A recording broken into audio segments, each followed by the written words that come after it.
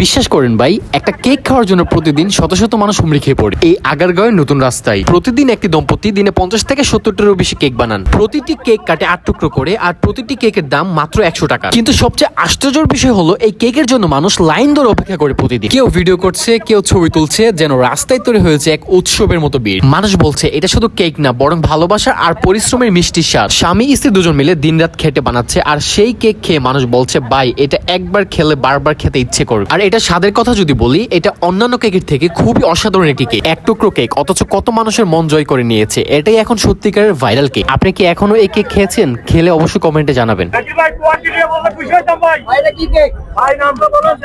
Butterscotch butterscotch butterscotch আপনাদের পিছনের দিকে আগান। এটা হচ্ছে অরেঞ্জ কেক।